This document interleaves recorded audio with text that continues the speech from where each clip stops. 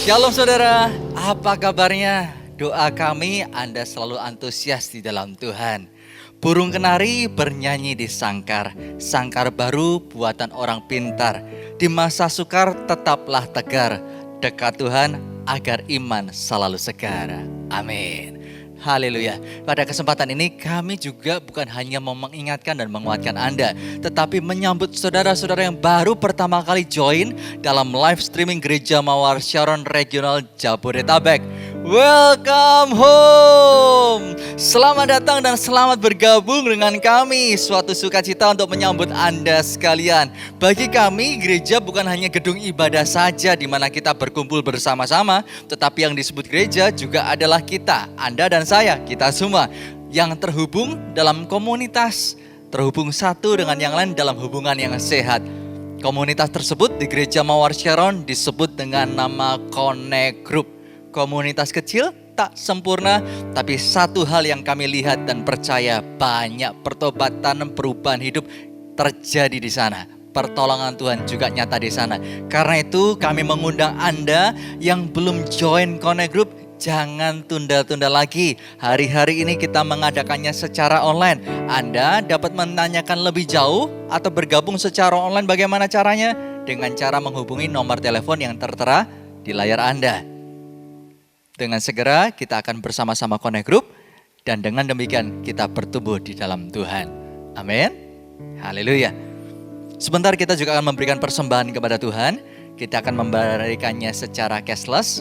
Anda dapat mentransfer ke nomor rekening yang tertera di layar Anda. Sebelum kita berdoa, saya ingin kembali mengingatkan bahwa minggu depan ibadah kita masih berlangsung secara online. Mari kita berdoa. Bapa, terima kasih. Hari demi hari kami melewati tak seorang diri.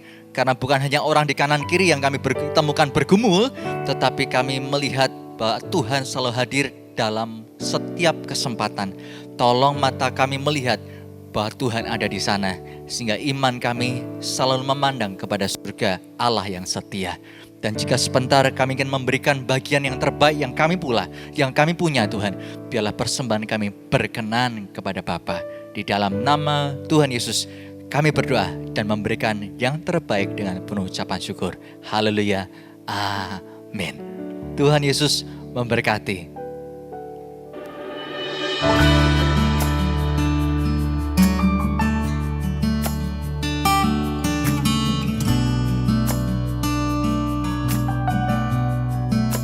Salam sejahtera bagi kita semua dan welcome home bagi Anda yang baru pertama kali bergabung bersama kami.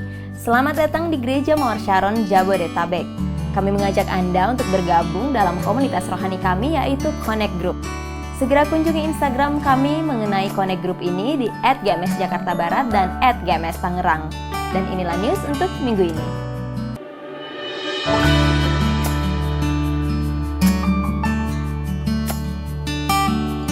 Kami kembali mengingatkan bahwa ibadah minggu depan akan tetap diadakan secara online. Untuk itu kami menghimbau bagi setiap jemaat untuk dapat tetap terhubung dan beribadah secara online melalui live streaming di rumah. Tidak lupa juga bagi Anda yang memiliki anak dengan rentang usia 2 hingga 12 tahun, kami mendorong setiap anak Anda untuk dapat terhubung dalam ibadah online Eagle Kids. Anda dapat memilih ibadah sesuai dengan level usia anak Anda, yaitu All Star untuk anak berusia 2 hingga 5 tahun, Super Trooper untuk anak dari grade 1 hingga grade 3, dan Voltage untuk anak dari grade 4 hingga grade 7. Dan bagi kalian jemaat Army of God, jangan lewatkan juga Army of God online service yang diadakan setiap minggunya, khusus bagi kalian AOGers Gereja Mawar Sharon Jabodetabek. Ibadah umum, Eagle Kids, dan Army of God dapat diakses pada link berikut.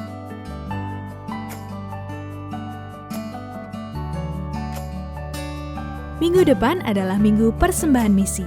Mari persiapkan diri Anda untuk memberi yang terbaik. Rancangan Tuhan adalah rancangan damai sejahtera dan bukan kecelakaan. Percayalah padanya dan jangan bersandar pada pengertianmu sendiri. Sekian news minggu ini, Gereja Mawar Sharon Jabodetabek, Making Disciples, Transforming Lives. Making disciples, transforming lives.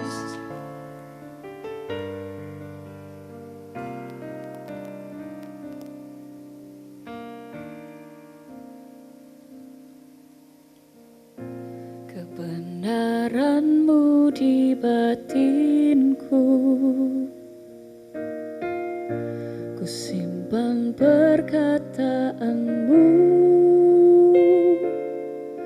jujur, tulus, murni. Di hadapanmu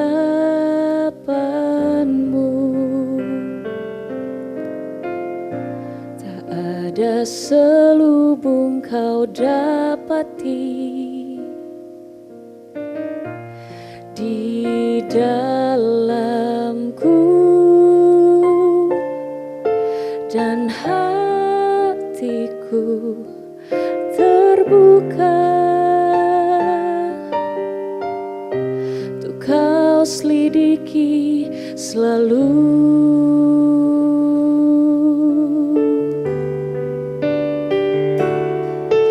Ku datang padamu, Bapa terang, apa adanya, tiada yang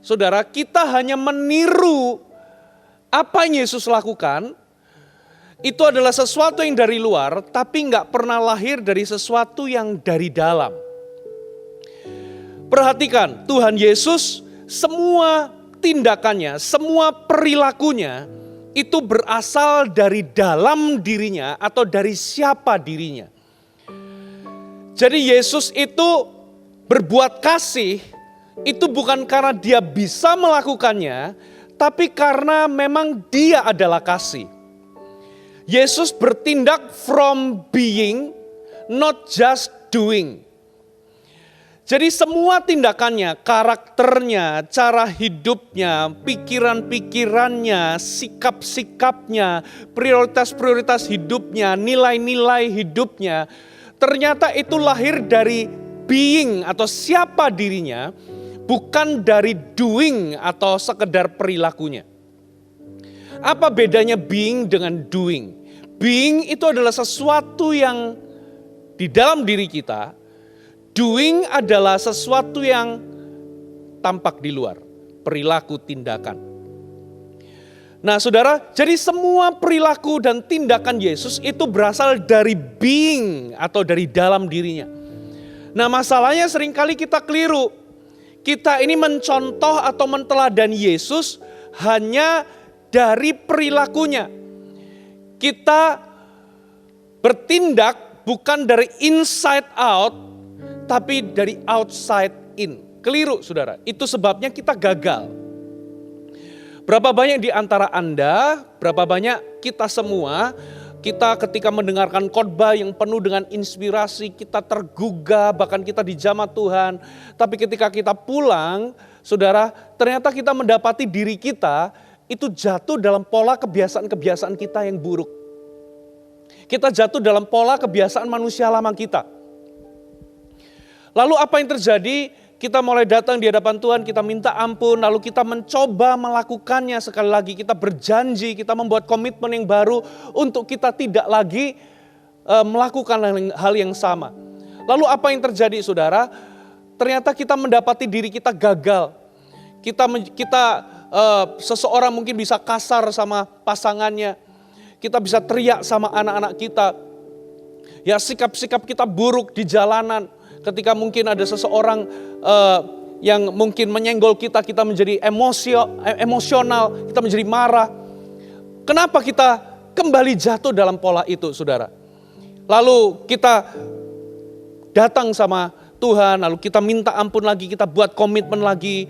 Lalu kita mencoba untuk apa? Meniru Yesus. Kita coba menteladani Yesus, perilakunya kita coba lakukan dan akhirnya kita gagal lagi. Lalu itu menjadi siklus yang tidak pernah berkesudahan. Ya, kita menjadi jatuh bangun. Kita menjadi gagal.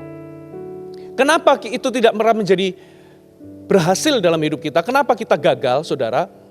Kenapa kok kita nggak pernah bisa menteladani Yesus? Karena kita keliru. Saudara, kita tidak mengizinkan Yesus mengubah kita dari dalam keluar. Saudara, jadi apa yang terjadi adalah kita bertindak atau bertingkah seolah-olah kita ini memiliki sebuah karakter tertentu. Kita menjadi aktor drama. Ketika kita pergi ke gereja, saudara, kita menjadi seperti malaikat. Ya, kita menjadi seperti orang Kristen. Lalu ketika kita balik ke rumah, karena kita merasa tidak ada orang yang melihat kita, lalu kita menjadi seperti apa adanya diri kita.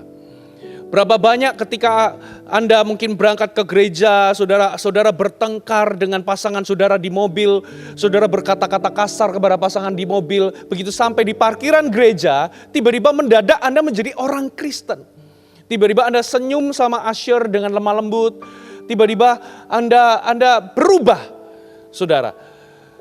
Berapa banyak ketika Anda di gereja, Anda menjadi orang Kristen, tapi begitu Anda pergi ke kantor, saudara, ketika teman-teman Anda yang lain itu mungkin bukan anak Tuhan, tiba-tiba Anda menjadi orang dunia.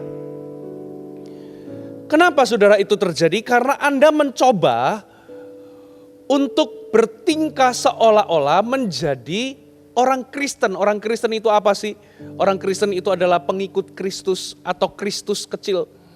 Kita hanya bertingkah seolah-olah orang Kristen itu hanyalah doing yang kita lakukan, bukan being atau siapa diri kita, saudara.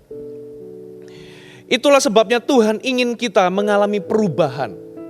Tuhan tidak mau kita menjadi aktor sebuah drama. Tuhan ingin kita mengalami transformasi karakter.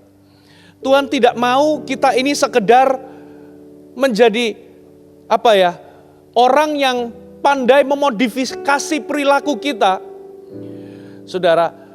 Tapi itu gak pernah lahir dari dalam, perubahan dari dalam. Saudara, Tuhan tidak mau kita memodifikasi perilaku kita, tapi Tuhan mau kita berjalan di dalam proses. Tuhan gak mau kita jadi aktor sebuah drama dalam kehidupan ini, tapi Tuhan mau kita mengalami transformasi kehidupan. Ada amin. Saudara, Tuhan tidak mau kita acting, Tuhan mau kita otentik. Saudara, kata otentik itu artinya apa? Artinya asli, tidak palsu, bukan imitasi. Artinya original atau orisinil, artinya murni atau genuine. Saudara, jadi tidak munafik. Jadi otentik itu tidak munafik. Kata otentik itu diterjemahkan tidak adanya kepura-puraan. Saudara, munafik itu sendiri artinya berpura-pura, bertingkah seolah-olah atau meniru. Ya, seolah-olah Anda memiliki karakter atau nilai atau kebiasaan yang sebenarnya orang tersebut tidak miliki. Itu namanya munafik. Nah, sekarang apa itu karakter, saudara? Karakter itu adalah siapa diri Anda sesungguhnya. Ya, karakter adalah sesuatu yang menunjukkan jenis seseorang tersebut. Karakter itu terpisah dengan yang namanya posisi, reputasi, kekayaan, kemampuan, karisma, atau keterampilan. Jadi karakter adalah siapa diri Anda sesungguhnya. Karakter adalah sesuatu yang menunjukkan siapa diri Anda sesungguhnya. Karakter adalah sesuatu yang menunjukkan jenis orang tersebut. Contoh, apakah orang itu penyabar atau pemarah? Apakah orang itu pemabuk atau bukan? Pencuri dan sebagainya. Karakter beda dengan karisma, saudara. Karakter itu produknya. Karisma itu cuma bungkusannya. Karisma adalah kemampuan atau kemampuan supranatural yang Tuhan berikan dalam kehidupan seseorang. Itu adalah anugerah atau pemberian. Karisma itu bukanlah tolok ukur atau bukan ukuran yang tepat untuk menilai seseorang. By the way, saudara, ada orang bisa hidup di dalam dosa tapi punya karisma yang besar. Karisma yang luar biasa. Saudara, Simpson itu punya karisma yang luar biasa, punya kemampuan supranatural daripada Tuhan. Dia punya panggilan yang besar. Saudara, dia dipanggil untuk menyelamatkan bangsa Israel dari tangan orang Filistin. Tapi sayangnya karakternya gagal menopang reputasinya. Gagal menopang atau menunjang karismanya. Akibatnya kehidupan Simpson hancur, saudara. Itulah sebabnya karisma itu bukanlah tujuan akhir. Karisma bukanlah tolok ukur untuk menilai seseorang. Karakterlah yang menjadi tujuan akhir dan tolok ukur untuk menilai seseorang. Karisma bahkan tidak berkaitan dengan yang namanya kedewasaan rohani seseorang. Pelayanan yang luar biasa kalau tidak disertai oleh karakter itu akan sangat membahayakan, saudara. Karakter selain berbeda dengan karisma, karakter juga berbeda dengan yang namanya reputasi. Reputasi itu bisa didapat dalam satu kejadian. Tapi karakter itu dibentuk bertahun-tahun. Saudara, ada seseorang laki-laki yang dituduh untuk menghamili seseorang. Saudara, ada seorang laki-laki baik dituduh menghamili seorang perempuan. Seorang perempuan mengaku bahwa dia dihamili oleh laki-laki ini. Maka penduduk desa akhirnya mengadili laki-laki ini dan meminta untuk dia bertanggung jawab untuk menafkahi anak hasil dari hubungan tersebut. Singkat cerita, setelah dia diadili, maka ketika tuntutan itu dilepaskan kepada laki-laki ini berkata, oke, baiklah, gitu ya. 10 tahun berlalu, ternyata sang perempuan itu tidak tahan lagi menyimpan rahasia, tidak tahan lagi berbohong. Ya, akhirnya ia menceritakan kepada semua penduduk perihal bahwa ternyata dia itu berbohong. Ternyata yang menghamili perempuan ini adalah seseorang yang lain. Lalu tiba-tiba saudara, ya, seluruh penduduk mendatangi rumah laki-laki itu dan meminta maaf. Lalu apa jawaban laki-laki itu? Laki-laki itu menjawab dengan jawaban yang sama. Oke, baiklah, gitu ya. Saudara, coba lihat. Reputasi itu bisa datang sekejap. Tergantung siapa yang menghembuskannya. Ketika wanita ini berbohong, reputasi laki-laki ini hancur seketika. Tapi laki-laki ini punya sesuatu yang lebih daripada sekedar reputasi. Laki-laki ini punya karakter. Saudara, dia punya sikap yang sama ketika pertama kali ketika dia dituduh atau difitnah. Dan ketika segala sesuatunya terbongkar, ternyata dia tetap sama, dia tetap berkata baiklah. Ia tidak membalas, ia tidak menuntut. Saudara, ia memiliki karakter. Reputasi berbeda dengan karakter. Saudara, mari kita buka sama-sama Matius 4 ayat 19. Matius 4 ayat yang ke-19 dikatakan, Yesus berkata kepada mereka, mari ikutlah aku dan kamu akan kujadikan penjala manusia. Perhatikan kata ikutlah aku, follow me. Saudara, kata ikutlah aku ketika Anda berjalan dengan seseorang, kata ikutlah itu mengandung dua hal. Yang pertama adalah mengandung tujuan mau kemana ya orang tersebut yang kita ikuti. Yang kedua adalah perjalanannya. Saudara, ternyata keberhasilan di dalam kehidupan ini merupakan gabungan dari tujuan dan perjalanan. Saudara, kita nggak mungkin sampai ke tujuan kalau kita nggak melakukan perjalanan. Jadi ada dua. Jadi dari sini keberhasilan di dalam kehidupan ini adalah bukan hanya apa yang kita capai. Jadi keberhasilan dalam hidup ini bukan bicara tentang apa yang kita capai, tapi menjadi apakah kita, menjadi siapakah kita ketika kita berada di dalam perjalanan mencapai tujuan tersebut. Itulah yang namanya karakter, saudara. Perjalanan itulah yang namanya proses menuju perubahan karakter. Ada 3 hal yang saya mau bagikan tentang karakter, saudara. Catat baik-baik.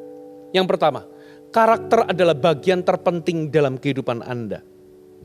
Saudara, tahukah saudara, kalau satu kali kita meninggal dunia, kita akan dikenang karena karakter yang kita miliki. Sama seperti gajah meninggalkan gading ketika dia mati, sama seperti harimau meninggalkan belang. Demikian pula, saudara, ketika kita meninggal dunia nanti, yang dikenang adalah karakter yang kita miliki. Apakah Anda dikenal sebagai seseorang yang baik? Apakah Anda dikenal sebagai seseorang yang punya karakter yang mulia? Atau Anda dikenal sebagai seseorang yang punya karakter yang buruk? Saudara, fondasi keberhasilan kita itu dikuatkan atau dihancurkan oleh yang namanya karakter. Fondasi di bawah yang namanya keberhasilan itu akan dihancurkan atau akan dikuatkan oleh yang namanya karakter, saudara. Itulah sebabnya di dalam masyarakat, saudara, kita melihat ada orang-orang yang punya karakter tidak menunjang dengan keberhasilan yang dia miliki. Kita melihat ada orang yang dulunya kaya, sangat dihormati, tiba-tiba mendadak, saudara, ditangkap karena urusan korupsi. Kita melihat ada banyak artis-artis terkenal yang punya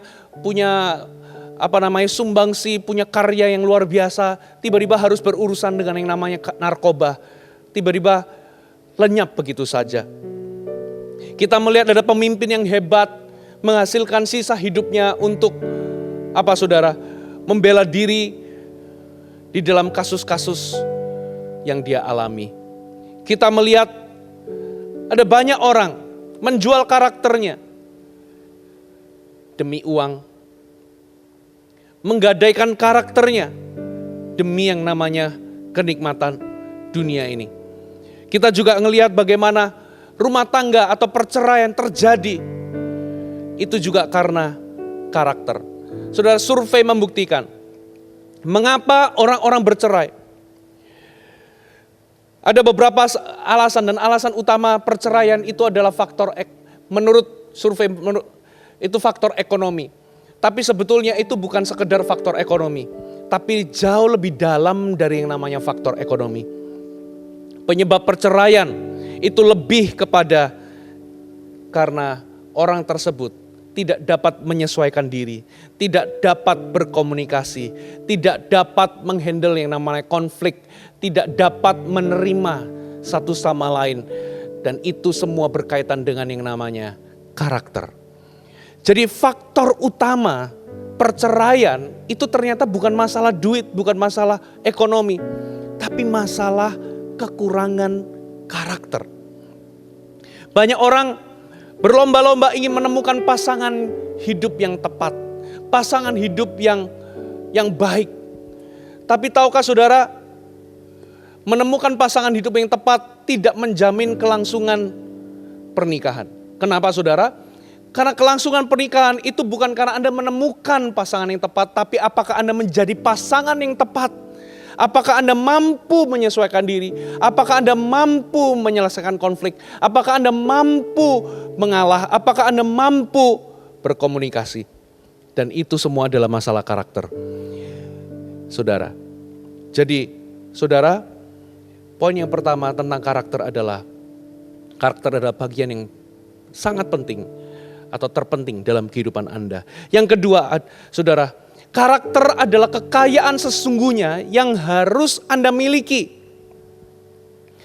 Saudara, karakter adalah siapa diri Anda sebenarnya. Karakter itu adalah sesuatu yang Anda miliki atau tidak miliki. Karakter tidak berkaitan dengan yang namanya kemampuan. Karakter itu sesuatu yang Anda miliki atau nggak miliki. Karakter menunjukkan siapa diri Anda sebenarnya. Satu kali saudara, ada seorang perempuan bijaksana menemukan ketika dalam perjalanan, saudara, dia menemukan sebuah batu intan yang sangat besar. Saudara, dan itu bernilai sekali. Lalu tiba-tiba dalam perjalanan ada seorang perempuan yang lewat, lalu orang itu meminta makanan karena ia kelaparan. Singkat cerita, ketika perempuan yang bijaksana ini membuka tasnya, saudara, perempuan yang kelaparan itu melihat ada batu intan yang mahal harganya itu. Lalu perempuan itu memintanya kepadanya. Dan yang luar biasa, perempuan yang bijaksana itu mengambil dan langsung memberikannya tanpa berpikir panjang. Ya, wanita yang kelaparan itu, perempuan yang kelaparan itu bersukacita, ya, dia bersukacita, dia merasa dengan memiliki ini maka hidupnya akan jauh lebih baik. Ia bisa mendapatkan apa yang dia mau. Ya, beberapa hari kemudian apa yang terjadi? Ternyata perempuan yang kelaparan itu kembali kepada perempuan yang bijaksana itu. Lalu ia berkata, aku kembalikan batu intan yang mahal ini dan berharap kamu bisa memberikanku sesuatu yang jauh lebih baik. Yaitu apa? Kenapa kamu bisa memberikan batu ini tanpa berpikir panjang? Saudara, ternyata yang ia cari adalah karakter.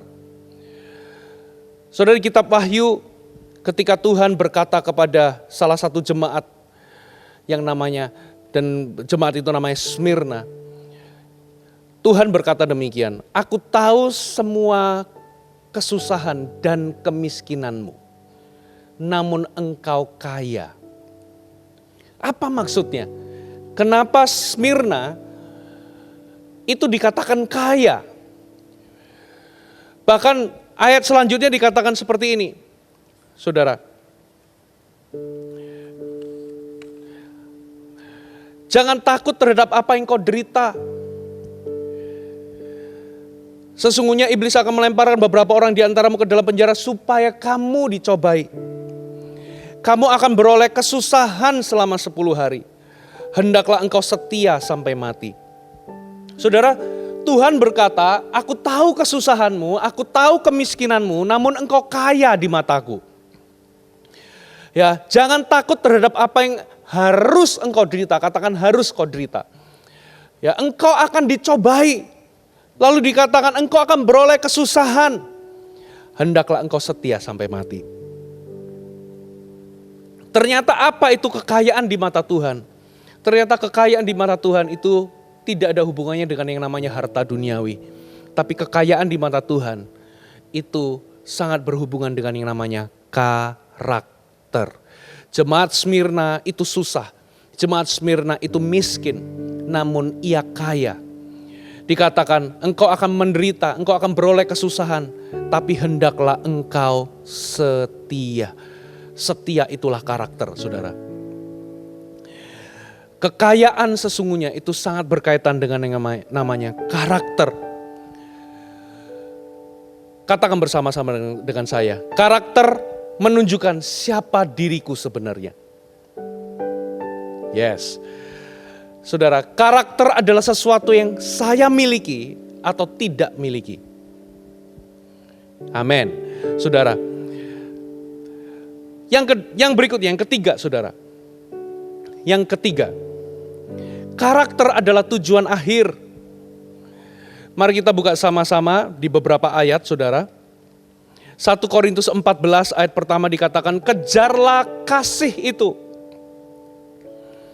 1 Timotius 6 ayat 11 dikatakan, tapi hai engkau manusia Allah, jauhilah semuanya itu, kejarlah keadilan, ibadah, kesetiaan, kasih, kesabaran, dan kelembutan. 2 Timotius 2 ayat 22 dikatakan seperti ini, sebab itu jauhilah nafsu orang muda, kejarlah keadilan, kesetiaan, kasih, dan damai. Ibrani 12 ayat 14, berusahalah hidup damai dengan semua orang dan kejarlah kekudusan. Anda melihat ada kata kejarlah, kejarlah diulang-ulang, kejarlah kasih, ya, kejarlah keadilan, kesetiaan, kesabaran, kelembutan, kejarlah kekudusan. Saudara, apa artinya mengejar? Mengejar artinya secara intens kita melihat sebuah tujuan dan mengejarnya. Jadi mengejar itu artinya kita melihat sebuah tujuan, ya, kita intens sama tujuan itu dan mengejarnya. Itulah sebabnya karakter adalah tujuan akhir. Saudara, ada sebuah kisah tentang seorang raja. Raja ini punya 4 istri. Saudara, raja ini sangat mencintai istri keempatnya. Ya, dia memberikan pakaian yang indah, memberikan sesuatu yang perhiasan yang mahal gitu ya kepada istri yang keempatnya. Selain itu dia juga sangat sangat mengasihi istri ketiganya. Ya, istri ketiganya ini suka dipamer-pamerkan kepada koleganya, kepada raja-raja yang lain, kepada orang-orang kaya, dipamer-pamerkan. Karena ia takut istri yang ketiga ini meninggalkannya. Namun demikian, ia juga mengasihi istri keduanya. Kenapa? Karena istri keduanya itu suka memberikan waktu ketika dia punya masalah. Kalau dia ada persoalan, dia datang, lalu istri keduanya akan menemani. Sedangkan istri yang pertama, itu sebetulnya adalah istri yang paling setia. Dan ia sangat berjasa untuk mengokohkan semua pemerintahan atau kerajaannya. Ia sangat berjasa terhadap keberhasilan sang raja. Namun sayangnya, ya, sang raja mengabaikan istri pertamanya. Satu kali Sang raja ini sakit keras, saudara. Lalu di tengah-tengah kondisinya yang sekarat itu, ia memanggil istri keempatnya. Lalu berkata, sebentar lagi aku akan meninggal dunia. Maukah engkau menemani aku, ikut bersamaku? Lalu ia terkejut karena apa? Istri yang keempat itu tanpa berkata apapun, istri itu meninggalkan dia. Istri yang keempat itu meninggalkan dia. Dalam keadaan yang begitu syok dan sedih, ia memanggil istri ketiganya. Istri yang suka dia pamer-pamerkan kepada banyak orang. Lalu dia bertanya, aku sudah sekarat, maukah engkau menemani dan ikut bersama denganku? Sang istri dengan tegas, istri ketiga dengan tegas berkata, tidak. Ya kalau engkau mati, aku akan kawin lagi sama orang lain. Dia syok melihat jawaban istri ketiganya. Lalu di tengah-tengah dia gundah gulana itu, dia memanggil istri keduanya, saudara. Lalu dia berkata, sebentar lagi aku akan meninggal dunia. Apakah engkau mau ikut bersamaku dan menemani aku? Mereka, saudara, istri keduanya berkata dengan lembut, aku tidak bisa menemanimu. Aku hanya bisa menemanimu di rumah duka. Lalu ketika semua istri menjawab bahwa tidak bisa, sedihlah dia. Di tengah-tengah kesedihan itu muncul sebuah suara yang dia kenal, yaitu istri pertamanya. Istri pertamanya berkata, aku akan ikut bersamamu, kemanapun engkau pergi, aku akan menemanimu. Dia menoleh, ternyata itu istri pertamanya yang dalam kondisi yang kurus, tidak terawat, kekurangan gizi. Saudara, lalu disitulah dia sadar, kenapa selama ini dia mengabaikan istri pertamanya. Saudara, dalam kehidupan kita juga punya 4 istri sebetulnya dalam tanda kutip. Istri yang keempat, itulah tubuh kita yang seringkali kita pakaikan perhiasan, kita pakaikan pakaian yang sangat indah. Satu kali kelak ketika kita meninggal dunia, kita gak bawa itu semua. Saudara, istri ketiganya, itulah pencapaian-pencapaian kita, itulah reputasi kita, itulah semua kekayaan kita yang kita suka pamer-pamerkan kepada orang banyak. Ketika kita meninggal dunia, semuanya itu juga tidak bisa menemani kita. Istri yang kedua, itulah keluarga kita, orang-orang yang di sekitar kita. Saudara, sekalipun mereka menyayangi kita, tapi ketika kita meninggal dunia, kita pun tidak bisa membawa mereka ikut, saudara. Tapi istri pertama kita, yaitu karakter kita, itu yang akan menemani kita kemanapun kita pergi. Saudara, itulah sebabnya kita tidak boleh mengabaikan yang namanya pembentukan karakter dalam hidup ini. Katakan amin, saudara. Kita gak boleh abaikan pembentukan karakter. Kejarlah karakter, saudara, sebagai tujuan. Jangan abaikan karakter. Kejarlah itu sebagai tujuan. Pembentukan karakter sebagai tujuan. Nah sekarang dengan cepat saudara, bagaimana kita dapat mengalami perubahan karakter? Apa rahasianya kita bisa mengalami perubahan karakter? Apa rahasia kita bisa menuju karakter yang diubahkan, saudara? Yang pertama, saudara, perhatikan apa yang Anda makan. Mari kita buka sama-sama 1 Korintus pasal yang ketiga ayat 1 sampai ayat yang kedua. 1 Korintus 3 ayat 1 sampai ayat yang kedua. Dan aku saudara-saudara pada waktu itu tidak dapat berbicara dengan kamu seperti dengan manusia rohani. Tetapi hanya dengan manusia duniawi yang belum dewasa dalam Kristus. Susulah yang kuberikan kepadamu, bukan makanan keras. Sebab kamu belum dapat menerimanya. Dan sekarang pun kamu belum dapat menerimanya. Karena kamu masih manusia duniawi.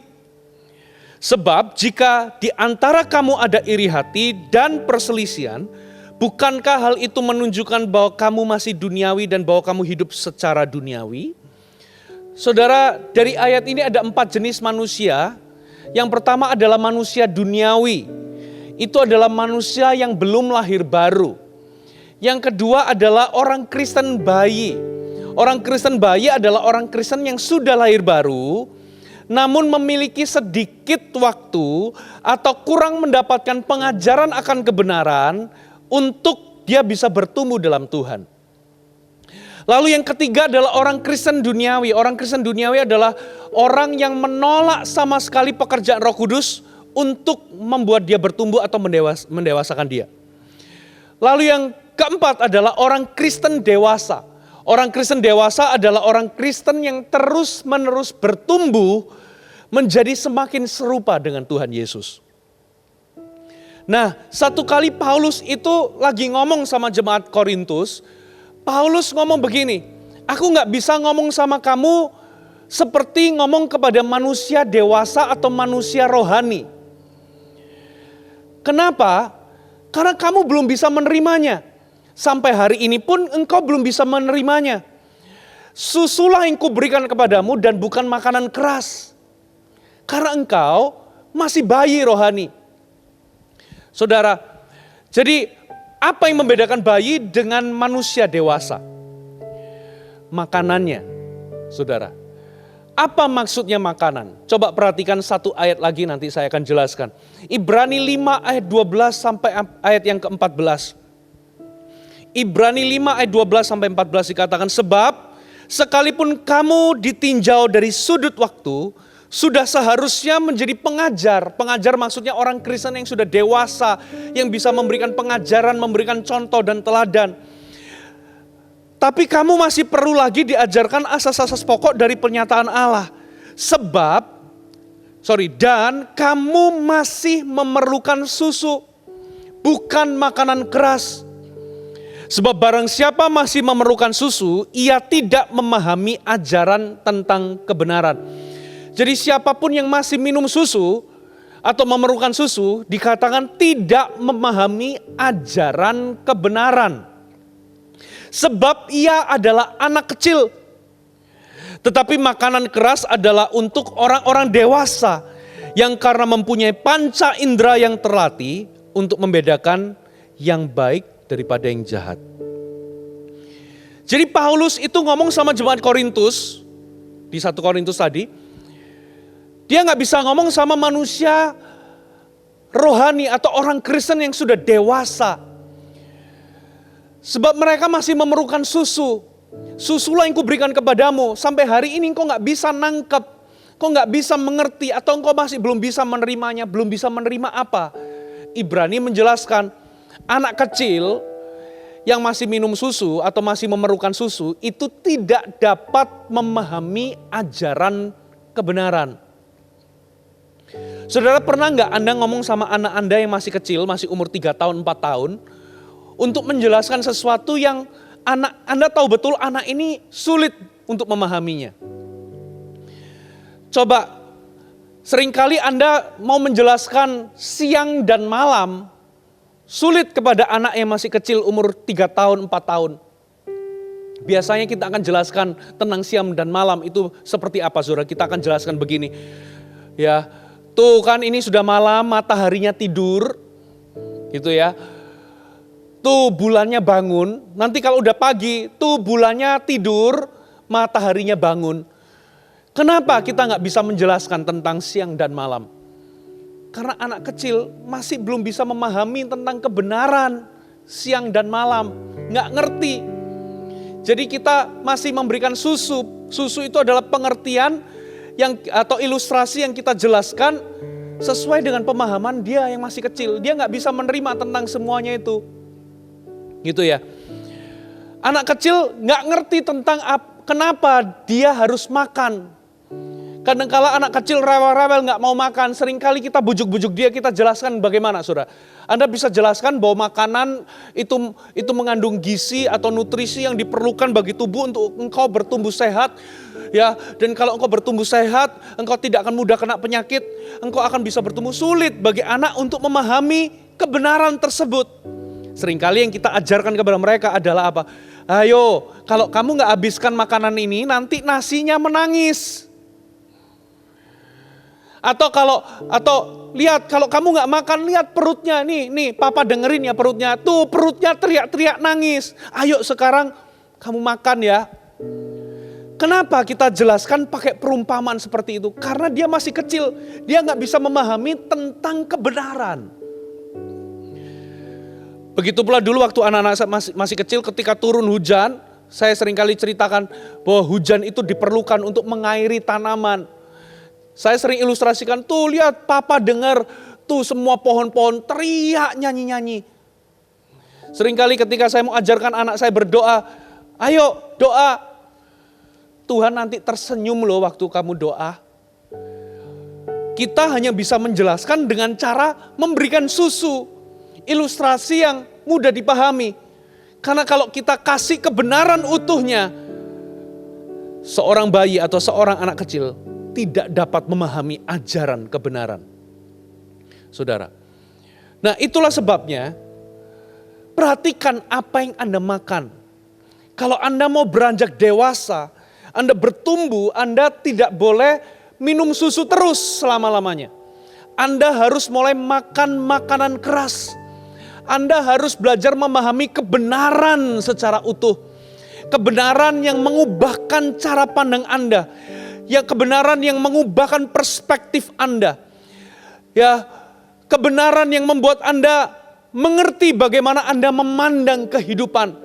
Dan seringkali Anda harus menelan kebenaran-kebenaran yang mungkin bertentangan dengan apa yang Anda inginkan atau apa yang Anda mau. Saudara, Anda perlu memperhatikan apa yang Anda makan. Karena apa yang masuk dalam diri Anda, apa yang dipindahkan dalam diri Anda, itu akan menentukan pertumbuhan karakter Anda. Make sure Anda tidak berhenti sampai di level makan atau minum susu saja. Make sure saudara Anda mau mengenal kebenaran seutuhnya.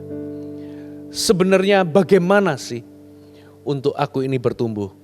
Anda perlu memperhatikan apa yang Anda makan. Yang kedua saudara, rahasia untuk memiliki karakter yang diubahkan adalah yang kedua adalah bersedia meninggalkan. Katakan bersedia meninggalkan. Yang pertama perhatikan apa yang Anda makan. Yang kedua adalah meninggalkan. 1 Korintus 13 ayat 11. 1 Korintus 13 ayat 11 dikatakan begini. Ketika aku kanak-kanak, aku berkata-kata seperti kanak-kanak. Aku merasa seperti kanak-kanak. Aku berpikir seperti kanak-kanak. Sekarang sesudah aku menjadi dewasa, aku meninggalkan sifat kanak-kanak itu. Kalau Anda mau bertumbuh menjadi dewasa, kalau Anda ingin mengalami perubahan karakter, saudara harus bersedia meninggalkan sifat kanak-kanak. Saudara, by the way, tidak semua sifat anak-anak itu jelek, saudara. Anak-anak itu sifat positifnya adalah dia mudah sekali percaya. Itu sifat yang positif. Kalau dia minta sama papanya, dia itu percaya kalau papanya itu bisa beli semuanya. Makanya dia kadang di mall, ya ada lihat mobil waktu anak saya masih kecil, kenapa mau beli mobil ini? Seolah-olah papanya punya uangnya, hari ini beli bisa. Jadi itu jangan ditinggalkan. Tapi anak kecil, anak-anak itu punya sifat yang jelek. Sifat yang jelek adalah apa? Ketika dia minta sesuatu dan tidak dituruti, dia akan apa? Dia akan guling-guling, dia akan teriak-teriak, ya. Dia akan merengek-rengek, dia akan menangis sekencang-kencangnya. Nah, itu yang namanya sifat kekanak-kanakan. Nah, ini yang perlu ditinggalkan, saudara. Selain sifat kekanak-kanakan, apa yang perlu ditinggalkan, saudara? Mari kita buka Efesus 4 ayat 22 sampai ayat yang ke-24. Efesus 4 ayat 22 sampai 24. Yaitu bahwa kamu berhubung dengan kehidupan kamu yang dahulu harus menanggalkan manusia lama. Katakan menanggalkan manusia lama. Yang menemui kebiasaannya oleh nafsunya yang menyesatkan. Supaya kamu dibaharui di dalam roh dan pikiranmu. supaya engkau mengalami perubahan. Lalu ayat 24-nya, dan mengenakan manusia baru yang telah diciptakan menurut kehendak Allah di dalam kebenaran dan kekudusan yang sesungguhnya. Ternyata selain kita harus menanggalkan sifat kanak-kanak, Alkitab mencatat kita harus menanggalkan manusia lama. Saudara, Anda perlu menanggalkan manusia lama. Kenapa seseorang tidak mengalami perubahan karakter? Karena orang tersebut tidak bersedia untuk meninggalkan sifat kanak-kanak dan tidak bersedia menanggalkan manusia baru. Menanggalkan manusia lamanya. Saudara, itulah sebabnya kenapa seseorang tidak mengalami perubahan sekalipun, saudara, orang itu sudah Kristen sejak lama. Kenapa ada orang yang tidak mau meninggalkan manusia lamanya dan sifat kekanak-kanakan? Karena zona nyaman. Karena kita sudah merasa nyaman. Karena meninggalkan itu membuat kita keluar dari zona nyaman. Kita ini harus meninggalkan kalau mau naik kelas. Saudara, ketika Anda masuk ke waktunya untuk masuk ke perguruan tinggi, saudara harus meninggalkan teman-teman SMA Anda. Makanya ada perpisahan. Dan Anda kalau mau naik kelas, Anda harus meninggalkan perpisahan, bye-bye dengan teman-teman SMA Anda. Dan masuk ke perguruan tinggi. Di situ ada suasana baru, ada tantangan baru, dan ada apa, saudara? Dan ada teman baru. Anda harus bersedia meninggalkan teman-teman Anda yang lama, sekolah Anda yang lama. Kalau enggak, Anda enggak naik kelas. Begitu pula kalau Anda sudah lulus. Kalau Anda mau masuk ke dunia kerja, Anda harus meninggalkan perguruan tinggi Anda. Anda harus perpisahan sama teman-teman lama Anda. Lalu ketika Anda masuk ke dunia kerja, Anda ketemu dengan orang-orang yang baru, situasi yang baru, suasana yang baru, dan tantangan yang baru. Begitu pula dengan hidup kita, saudara. Kalau kita nggak bersedia meninggalkan sifat kanak-kanak kita akan selama-lamanya berpikir, merasa, dan bertindak seperti anak-anak. Kalau kita nggak bersedia menanggalkan manusia lama kita nggak akan mengalami perubahan. Coba perhatikan, saudara. Kapan seseorang mengalami perubahan karakter? Firman Tuhan katakan ketika seseorang itu menanggalkan manusia lama, ya, lalu dia diubahkan, lalu apa, saudara? Dia mengenakan manusia baru. Jadi kapan karakter itu terbentuk? Ketika dia menanggalkan manusia lama, dia kenakan manusia baru seterusnya. Setelah Anda meninggalkan sifat kanak-kanak, meninggalkan manusia lama Anda perlu terus-menerus berbuat kebenaran, terus-menerus melakukan apa yang benar. Itu yang namanya terus-menerus memakai manusia baru, saudara. Kenapa? Karena pikiran yang Anda tabur akan menuai perbuatan. Perbuatan yang Anda lakukan terus-menerus akan membuat Anda menuai kebiasaan. Dan kebiasaan yang terus-menerus dilakukan akan membuat Anda menuai karakter. Dan karakter yang konsisten, yang terus-menerus itu akan membuat Anda menuai yang namanya nasib atau masa depan Anda. Apa, saudara? Apa rahasianya untuk Anda bisa mengalami karakter yang diubahkan? Yang pertama, perhatikan apa yang Anda makan. Saudara, di titik ini Anda harus bersedia untuk bukan hanya minum susu, tapi mulai makan makanan keras. Anda harus memahami kebenaran secara utuh. Supaya cara pandang Anda, cara Anda memandang kehidupan, itu mengalami perubahan.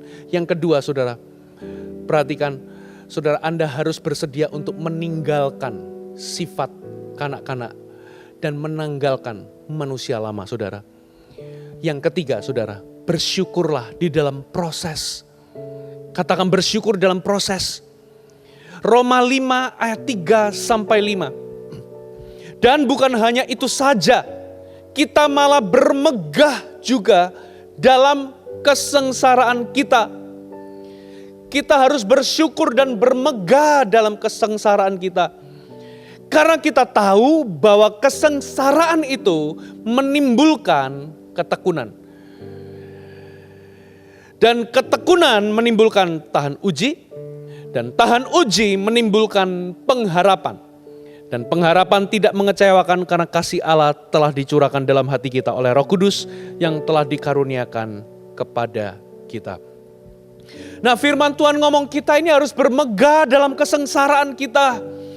Bersyukur dalam kesengsaraan kita karena di dalam kesengsaraan itu akan menghasilkan karakter. Ketekunan, dan ketekunan menghasilkan tahan uji. Jadi ketika saudara mengalami yang namanya persoalan, ketika Anda mengalami yang namanya tantangan, ketika Anda mengalami yang namanya masalah, saudara, ternyata Tuhan bisa memakai itu semua dengan tujuan untuk mengubah karakter Anda. Ternyata ketika Anda menghadapi persoalan, tantangan, dan beban dalam kehidupan Anda, ternyata itu merupakan proses pertumbuhan dalam kehidupan Anda. Katakan proses pertumbuhan. Coba Anda lihat tempat fitness atau tempat gym. Orang-orang berlomba-lomba untuk mengangkat beban. Bahkan orang berlomba-lomba untuk menambah beban. Karena mereka tahu dengan mereka menambah beban atau mengangkat beban, di balik rasa sakit yang mereka alami, ternyata itu membuat mereka kuat. Jadi ada tujuan. There is a purpose in pain. Ada tujuan di dalam rasa sakit. Orang berlomba-lomba angkat beban kalau bisa ditambah. Karena apa? Ketika mereka angkat dan angkat dan angkat, mereka akan bertumbuh makin kuat. Saudara. Nah, itulah yang terjadi kalau Anda bermegah atau mengucap syukur di dalam semua tantangan, persoalan, masalah yang Anda hadapi. Ketika Anda bersyukur dalam masalah Anda sedang berkata begini. Oke, aku tidak akan dikalahkan oleh masalah ini. Aku tidak akan hancur dalam masalah ini. Sekalipun hari ini, aku tidak tahu kenapa masalah ini bisa muncul. Sekalipun aku gak ngerti kenapa beban ini, persoalan ini menerpa kehidupanku. Tapi satu hal aku percaya, bahwa kalau rambutku satu jatuh, itu karena Tuhan yang mengizinkan. Maka aku percaya bahwa tidak ada persoalan, beban yang aku alami hari ini, itu di luar sepengizinan dari Tuhan. Dan kalau Tuhan mengizinkan, aku mengalami masalah, aku mengalami beban ini, berarti Tuhan itu punya tujuan. Itu namanya bersyukur. Bersyukur itu Anda berkata bahwa aku gak akan kalah di dalam keadaan ini. Anda berkata aku tidak akan hancur di dalam persoalan ini. Sekalipun aku gak ngerti maksud kenapa, sekalipun aku gak ngerti tujuannya apa, beban ini ada dalam kehidupanku, masalah ini ada dalam kehidupanku. Tapi aku percaya Tuhan selalu punya tujuan yang baik di dalam persoalan yang kuhadapi. Saudara, dan dengan bersyukur Anda akan bertumbuh makin kuat dan makin kuat. Walaupun Anda gak tahu tujuannya kenapa, tapi Anda masih bisa bersyukur dan berkata, aku tahu Tuhan punya tujuan dalam kehidupanku. Yakobus 1 ayat 2-4 dikatakan demikian. Saudara-saudara, anggaplah sebagai suatu kebahagiaan apabila kamu jatuh ke dalam berbagai-bagai pencobaan. Sebab kamu tahu bahwa ujian terhadap imanmu itu menghasilkan ketekunan. Dan biarlah ketekunan itu memperoleh buah yang matang supaya kamu menjadi dewasa. Sempurna itu dewasa dan utuh dan tak kekurangan suatu apapun. Saudara, jadi ternyata ujian terhadap iman kita, persoalan yang kita hadapi, kesengsaraan yang mungkin timbul di dalam persoalan yang kita hadapi, itu menghasilkan kedewasaan dalam kehidupan kita, menghasilkan kematangan dalam kehidupan kita. Yesus mengizinkan iblis menampi Petrus. Dia ngomong begini, Lukas 22 ayat 31 sampai 32. Lukas 22 ayat 31 sampai 32. Simon, Simon, lihat iblis telah menuntut untuk menampi kamu seperti gandum. Tetapi aku telah berdoa untuk engkau supaya imanmu jangan gugur. Dan jikalau engkau sudah insyaf, kuatkanlah saudara-saudaramu. Penampian adalah sebuah gerakan kasar untuk membanting dengan tujuan memisahkan isi gandum dengan gabah atau kulit. Gitu ya. Dengan tujuan apa saudara? Supaya gabah yang tidak bermanfaat itu hilang. Jadi ketika Petrus itu ditampi, ternyata Tuhan punya tujuan. Tuhan mengizinkan iblis menampi dia dengan tujuan adalah supaya memisahkan atau membuang hal-hal yang tidak bermanfaat. Hal-hal yang tidak perlu dalam kehidupan Petrus. Supaya Petrus satu kali dia bisa menguatkan saudara-saudara yang lain. Supaya Petrus satu kali dia bisa keluar tampil sebagai bapak gereja yang menguatkan gereja Tuhan. Saudara, Tuhan tahu bahwa dalam dirinya itu ada kulit-kulit gandum, ada gabah yang tidak perlu. Ya, itu sebabnya Tuhan mengizinkan iblis menampi dia supaya membuang hal-hal yang gak perlu itu. Supaya Petrus muncul sebagai seseorang yang bisa menguatkan gereja Tuhan. Panggilan Tuhan atas Petrus itu luar biasa. Dan Yesus tahu, saudara, Yesus tahu bahwa Petrus tidak mungkin bisa kuat untuk menjadi bapak gereja kalau gabah atau sesuatu yang tidak bermanfaat itu masih ada dalam dirinya. Yesus juga mengizinkan Paulus untuk digocoh. Paulus berdoa supaya duri dalam daging itu lenyap. Seringkali kita ini punya pemahaman sempit, tidak dalam. Seringkali kalau kita punya masalah, kita minta supaya masalah kita diangkat. Seringkali kalau kita punya tantangan, kalau bisa Tuhan meluputkan kita dari tantangan itu. Kalau bisa hidup itu gak ada tantangan sama sekali. Kalau kita ada persoalan, kita mau secepat kilat Tuhan itu mengangkat persoalan kita. Sementara seringkali Tuhan berkehendak lain. Tuhan itu mengukur diri kita. Tuhan itu mengukur Paulus. Tuhan ngomong begini, kasih karuniaku cukup bagimu. Aku gak akan angkat duri dalam dagingmu ini. Supaya aku bisa mengerjakan karakter dalam kehidupanmu.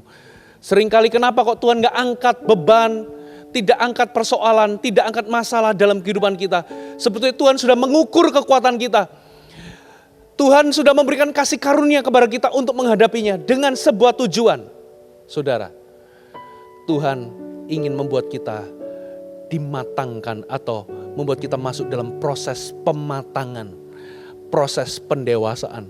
Dan orang yang keluar dari sebuah proses tersebut, orang yang keluar dari sebuah persoalan, sebuah tekanan, sebuah masalah, dan kalau dia keluar sebagai pemenang, maka Anda akan melihat orang ini akan mengalami sesuatu yang, saudara, sesuatu yang diubahkan. Orang ini akan makin matang batinnya. Orang ini akan, cara berpikirnya akan berbeda. Orang ini akan makin dewasa karakternya, saudara. Itulah sebabnya Tuhan seringkali mengizinkan persoalan yang kita hadapi untuk membentuk karakter kita, saudara. Mari kita sama-sama mempersiapkan diri untuk menerima perjamuan kudus. Firman Tuhan sudah selesai. Di tempat di mana Anda berada, Anda bisa siapkan mungkin roti tawar atau crackers. Juga Anda bisa siapkan sirup bersama dengan keluarga Anda. Kalau Anda nggak ada anggur, saudara. Atau bahkan mungkin kalau Anda nggak punya sirup sekalipun, Anda bisa gunakan air putih. Mari kita sama-sama masuk dalam hadirat Tuhan. Terima kasih Bapa. Terima kasih Yesus. Ubah hatiku,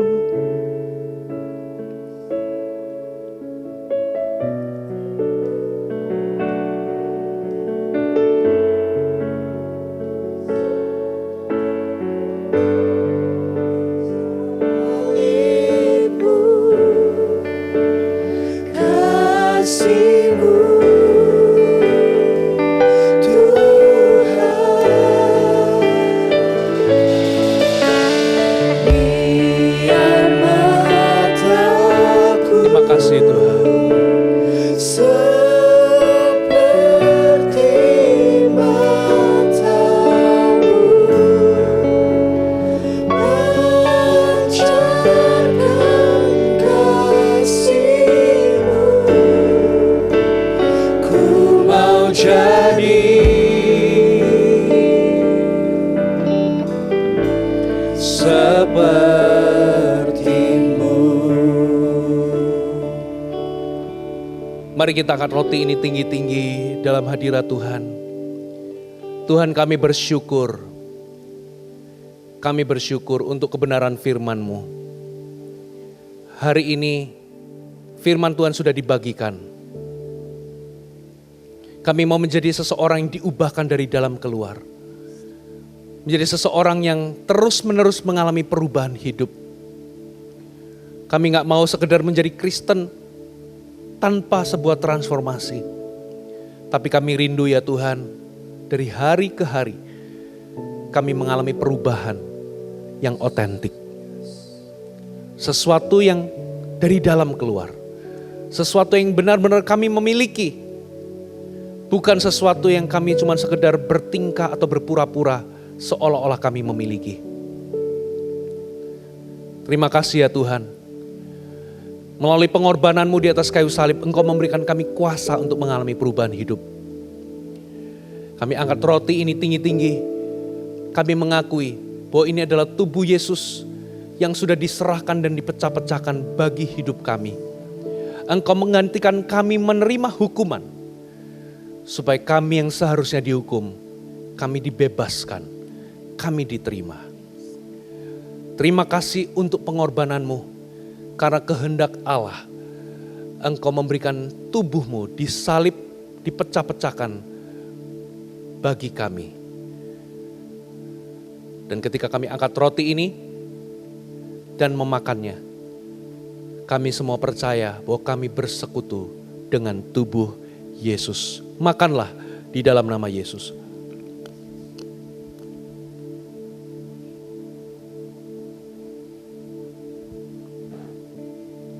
Mari kita angkat tinggi-tinggi cawan ini. Terima kasih bahwa darah-Mu yang sudah tertumpah untuk kami. Darah yang mahal. Yang berteriak jauh lebih keras daripada darah Habel. Darah Habel menuntut pembalasan. Darah Kristus mengampuni, membebaskan, dan menyucikan kami. Darah yang sama ini membeli kami. Supaya kami hidup di dalam kehendak Tuhan. Kau membeli kami, menebus kami dari cara hidup yang sia-sia. Supaya hari ini kami menghidupi sebuah kehidupan yang berkenan di hadapan-Mu. Ketika kami minum cawan ini, kami percaya kami sedang bersekutu dengan darah Kristus. Minumlah dalam nama Yesus. Ubah hatiku seperti hati-Mu, kudus berkenan bagi-Mu. Oh, bagaikan emas yang murni, bentuk hatiku selalu. Biar ku menjadi ciptaan baru, bebas dari semua yang jahat. Oh, serupa dengan gambar-Mu, sucikan ku, kuduskan hatiku. Ubah hatiku.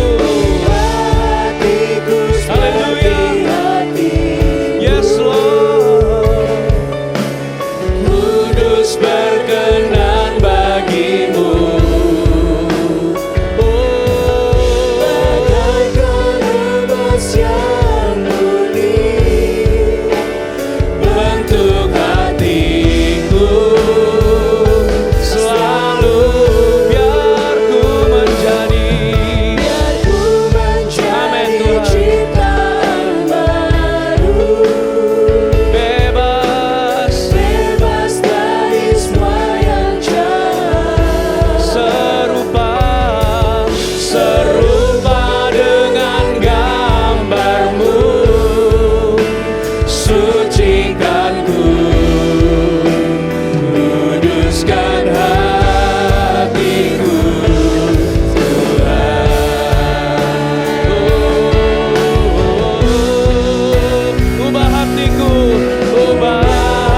hatiku seperti hatimu, kudus berkenan.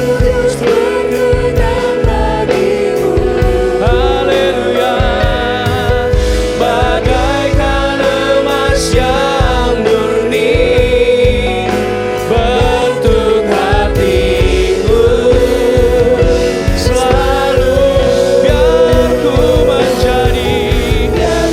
menjadi ciptaan baru, bebas dari semua yang jahat. Oh, serupa dengan gambarmu, sucikan ku, kuduskan hatiku, Tuhan. Mari letakkan tangan kita di dada sejenak. Tuhan, kami rindu mengejar perubahan karakter. Karena karakter adalah hal yang terpenting dalam kehidupan kami. Tuhan Yesus, fondasi hidup kami, fondasi keberhasilan kami dikuatkan dan dihancurkan oleh yang namanya karakter. Itu sebabnya hari ini Tuhan, kami mau mengejar pembentukan karakter dalam kehidupan kami. Kami memperhatikan apa yang kami makan. Kami juga mau bersedia untuk meninggalkan manusia lama kami dan sifat kanak-kanak kami. Dan kami mau senantiasa mengucap syukur di dalam segala keadaan, di dalam segala persoalan masalah yang kami hadapi. Karena di dalamnya kami tahu Tuhan sedang mengerjakan proses pematangan, proses pembentukan. Mampukan kami Roh Kudus diubahkan dari hari ke sehari semakin serupa dengan Tuhan. Makasih Bapa.